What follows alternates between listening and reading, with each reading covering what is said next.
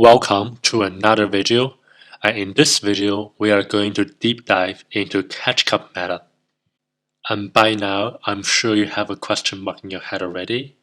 I thought Catch Cup was just a great league with Pokemon you have caught in the last 2 weeks. Why is it different than the Great League meta? And in this video I'm going to tell you why this meta is very different. First, let's start with the technicals. The Catch Cup will run from Monday, November 23rd to Monday, November 30th for 1 week.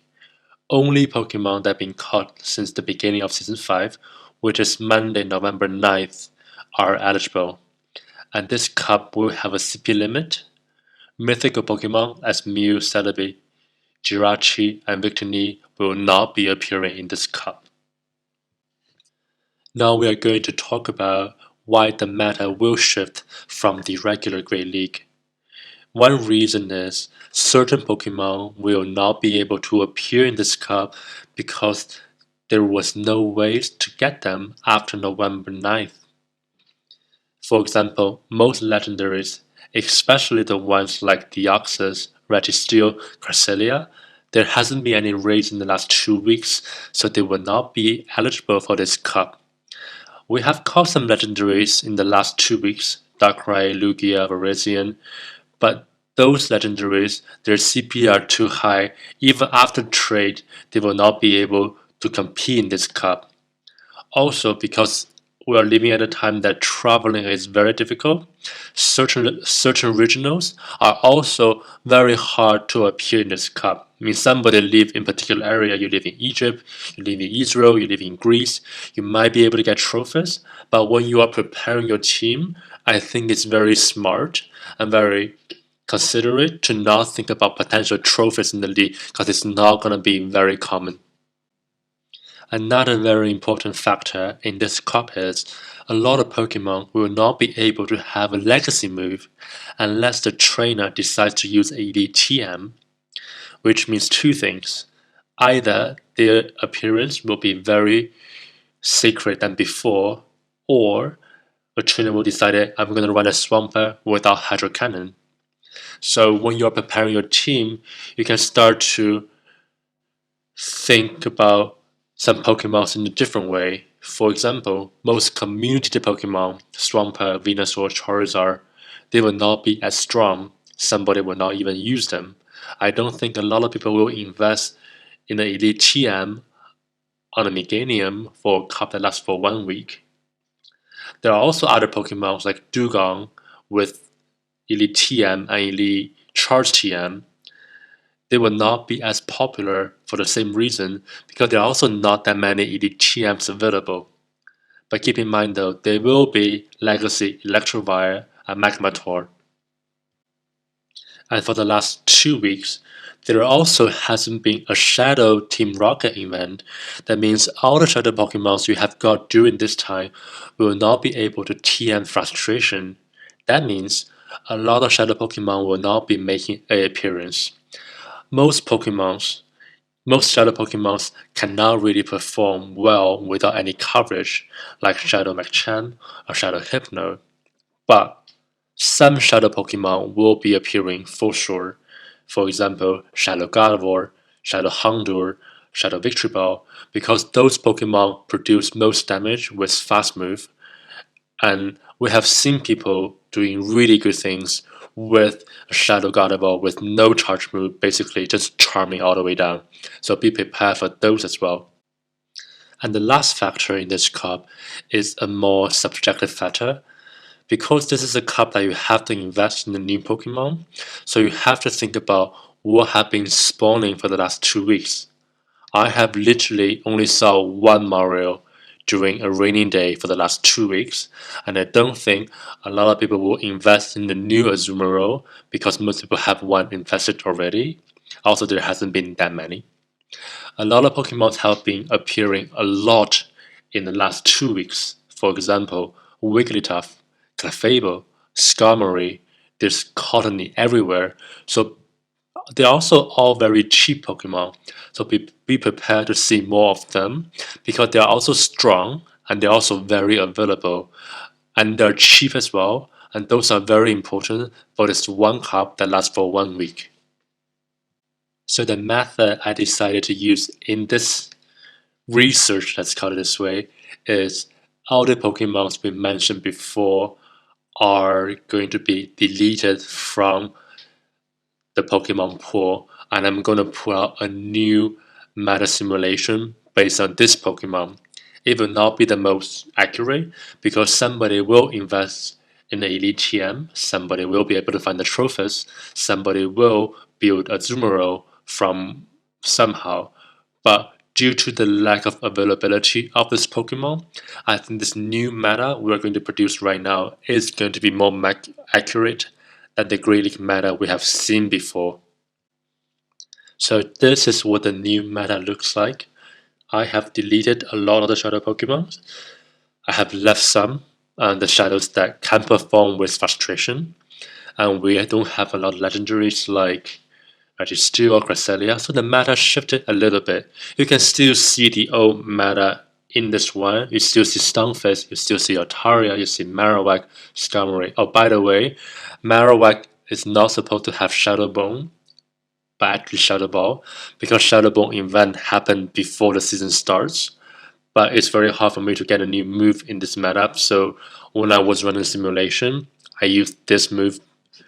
But it doesn't change the fact that Marowak is going to be here quite often. And you see a lot of fighters, you see a lot of dragons, you see a lot of grass type. And we're going to get to the meta Pokemon right now. We all know that Great League is very diverse. A lot of Pokemon can participate in. It's very hard to illustrate the power dynamic of the entire 400, 500 Pokemons. But this is a little simulation that I find it very helpful. So we have the three meta Pokemon for me is Scrafty, Skarmory, Altaria, and Marowak. So, and we have Charmers and Fighter on the side. So the dynamic between them is Skarmory beats almost everything, but a lot of Marowak. And fighters are really strong against Scrafty, but obviously the fighters are weak to Charmers, are weak to Marowak, and are weak to Altaria. Charmers are really good against fighters, dragons, but Charmers are weak to Marowak and Skarmory. And Marowak in the middle has really good coverage against fighters and Charmers, but it's really bad against It's really bad against Scrafty. It's really bad against Altaria. The arrow there is wrong. I'm just not going to change it.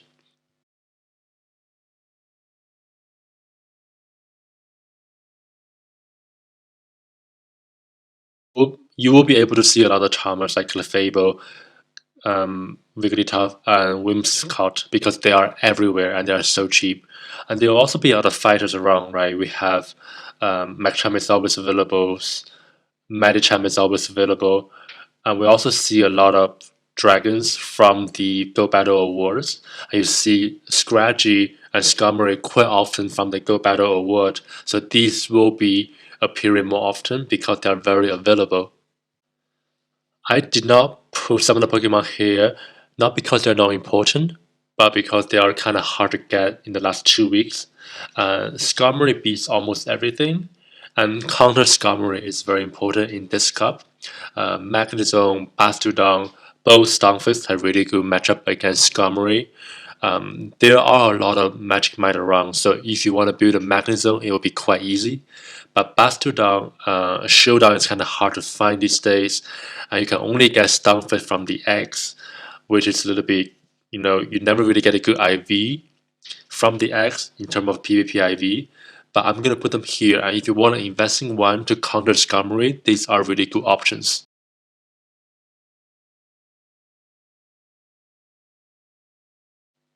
And obviously, all of the things that mentioned here are really weak to fighters. Another thing about fighters is like fighters actually don't have the worst matchup with Skarmory, especially if you run close combat and they actually win in 2 shield, sometimes in 1 shield as well. So just keep in mind that you don't need to have one of those to counter Skarmory. I made a mistake with the graph again. Bastodon, Stunfisk are also really good against Altaria. And another Pokemon very important in this cup is Obama Snow has really good coverage against the Flyers, for example, Altaria. It's not too bad with Skarmory. It doesn't win, but it's not too bad with the Weather Ball being very spammy. And it has pretty good matchup against the Charmers as well because it's really fast and Charmers are really slow. So keep in mind that's also a really good option. And obviously it's really weak against a lot of Marowak and it's really weak against fighters. Psychic types like Hypno and Bronzong will still be making an appearance, even though Hypno will mostly be the regular ones, not the shadow ones, but it still deals really good with fighters and charmers. Um, Prime Ape is one of the really good fighters here, and it has Night Slash, so that's the fighter that Hypno need to be watch out. But Bronzong, because it's the psychic steel type, it also resists charm. It also actually wins against Skarmory, so Bronzong for me is a really good investment if you want to have a psychic type and have more of a safe swap in this cup, because there will not be as many Swampers and there will not be as many Mudboys. Another type that is really good against fighters and charmers is the poison type. Victreebel, the regular form and the shadow form with only frustration is also very good because Razor Leaf is very strong and it resists fighting and fairy moves. Golbat, a flying poison type, double resist fighting move, and single resist fairy moves, also very good and very cheap, very available everywhere you can find them. There also has been an event, I believe it's in the States, featuring Ferrothorn. And Ferrothorn is also a very good Pokemon for some coverage against the Charmers because it resists Charms with the Steel typing.